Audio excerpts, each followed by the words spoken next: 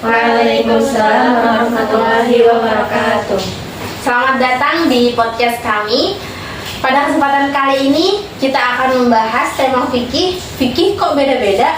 Yuk kita bahas ikhtilaf bersama.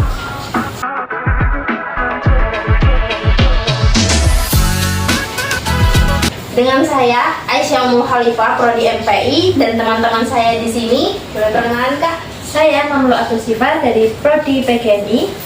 Saya Lia Yuliana Saputri dari Prodi BKMI. Saya Ainun Jazila dari Prodi PIAUD. Pada episode kali ini kita akan membahas suatu hal yang sering banget bikin masyarakat di sekitar kita itu bingung. Fikih kok bisa banyak sekali perbedaan pendapat, tapi dalilnya sama dan prakteknya itu sangat-sangat berbeda. Oh iya, pernah gak sih kalian sholat di masjid terus mikir, kok gerakan orang di sebelah kita itu beda ya? Iya ya, aku juga langsung mikir, ini aku yang salah atau dia yang salah. Padahal kan sama-sama Islam, sama-sama ibadah, tapi kok bisa sejauh itu ya? Nah, kalau itu udah masuk yang namanya ikhtilaf, teman-teman. Ikhtilaf itu perbedaan pendapat para ulama dalam menetapkan hukum. Dalilnya itu sama, dalilnya nggak beda. Cuma cara memahami dalilnya para mazhab ini berbeda. Akhirnya muncullah perbedaan pendapat seperti itu. Berarti berbeda pendapat itu wajar ya? Ya, menurutku sih wajar ya, soalnya bahkan pada zaman Nabi itu sudah banyak sekali perbedaan pendapat.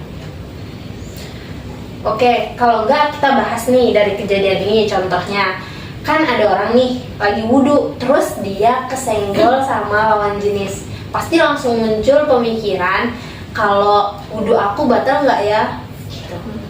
Serius, aku juga sering bingung. Ada orang yang langsung wudhu, tapi ada juga orang yang biasa aja. Aku juga pernah nggak sengaja nyenggol lawan jenis, terus dia langsung wudhu lagi. Kasian banget ya wudhu terus, capek kan? Iya benar. Nah dalil utamanya itu kan aula mastumun nisa, artinya itu atau kalian menyentuh perempuan. Nah di sini semua mazhab itu sepakat sama ayat ini tentang wudhu. Yang bikin beda adalah memahami makna dari kata lamastum atau menyentuh. Nah menyentuh ini banyak para mazhab yang berbeda pendapat. Terus beda pemahamannya gimana?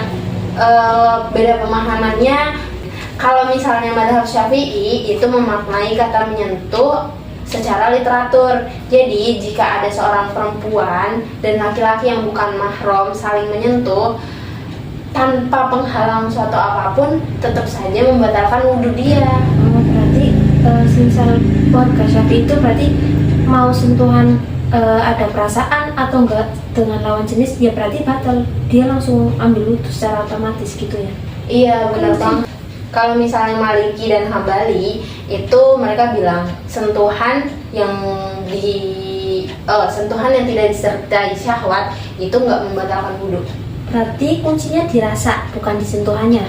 Iya benar banget, kuncinya dirasa. Kalau misalnya dia menyentuh tapi dia nggak pakai syahwat, nggak pakai nafsu, wudhunya nggak batal. Jadi kalau beda-beda gini, yang bener yang mana? Ya semuanya benar dalam kerangka fikih karena mereka berdiri di atas dalil dan juga metode ijtihad para ulama. Berarti jangan julid ya kalau lihat orang beda sikap soal wudhu. Karena bisa jadi dia itu taat, cuman berbeda saja mazhabnya. Ke pembahasan selanjutnya.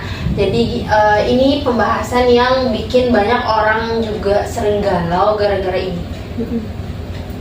Mereka pas waktu mau berangkat ke masjid subuh-subuh, mereka bingung, ini masjid ini kunut subuh apa enggak ya, masjid itu kunut subuh apa enggak ya. Akhirnya ada yang pindah masjid, ada yang malah lebih ngikutin ke masjid itu tapi juga masih bingung, kadang malah jadi bikin salah gerakan. Iya, aku juga sering bingung. Karena kan aku kan sering pindah masjid ya. Kadang aku mikir, ini pakai kunut nggak ya? Aku takut salah gerakan. Oh gitu. Kalau kamu kenapa? Aku malah kadang refleks angkat tangan atau terus imamnya itu langsung rukuk. bukan salah kamu non, itu tuh namanya beda mazhab, bukan beda iman. Nah ini sih memang perkara ikhtilaf ya.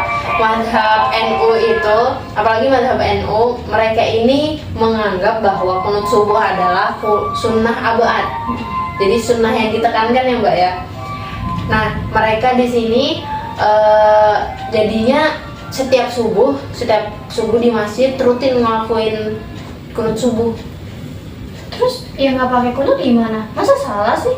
Ya nggak salah. Jadi ada madhab Maliki, ada madhab Hanafi, mayoritas madhab Hambali. Mereka ini nggak membiasakan kunut subuh.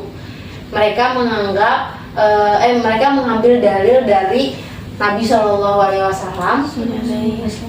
Mereka Nabi pernah melakukan kunut subuh di suatu kondisi, terus Nabi meninggalkannya.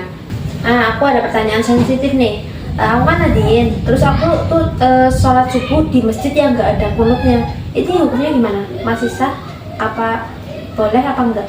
Jawabannya sih singkat, sah, pasti boleh, aman juga nggak apa-apa. Kunut itu kan sunnah, bukan rukun. Jadi kalau misalnya nggak dilakukan juga nggak apa-apa, nggak membatalkan sholat juga.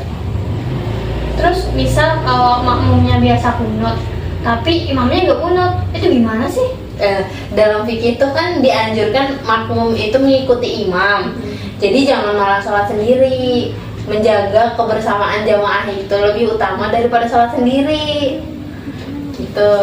Oh iya, aku mau angkat satu kejadian juga nih. Waktu itu aku pernah sholat di masjid, terus setelah sholat aku melihat ada dua perempuan. Yang satu ini dia pakai cadar. Dua-duanya pakai cadar. Tapi satunya ini pas waktu sujud cadarnya dibuka, yang satunya lagi pas waktu sujud cadarnya tetap dipakai. Jadi ketutup gitu loh. Menurut kalian gimana itu? Iya, aku juga pernah lihat. Terus mikir, ini yang satu lupa nutup cadar atau yang satu lupa buka cadar? Aku juga sempat mikir juga, ini boleh nggak ya? Mungkin boleh, bisa jadi mereka dua-duanya lagi ikut mazhab mereka sendiri-sendiri loh. Tapi aku kurang paham juga sih. Gimana Bu, coba jelasin. Ya kan dalam fikih wajah perempuan itu kan bukan aurat waktu sholat. Yang jadi permasalahannya itu bukan di cadarnya, tapi di sujudnya. Itu gimana? Dalam mazhab Syafi'i dan Hambali itu menekankan kalau dahi langsung nempel di tempat sujud. Jadi andai kata si cadarnya itu menutupi si dahi, waktu sujud ya dibuka biar sholatnya tetap sah dan sempurna. Berarti yang lagi buka cadar itu lagi model aku mau sujud paling maksimal ya? Iya, itu untuk kehati-hatian aja sih itu. Kalau yang nggak buka cadar gimana? Itu berarti mengikuti mazhab Hanafi dan Maliki yang memperbolehkan ada penghalang fisis ketika sujud. Jadi tetap sah ketika si itu tetap nempel pada tempat sujud. Dahinya tetap nempel pada tempat sujud. Walaupun ini belum sadar. Oh, jadi berarti dua-duanya itu nggak salah ya? Iya nggak salah, berarti bisa jadi mereka memang lagi taat sama mazhab mereka masing-masing loh.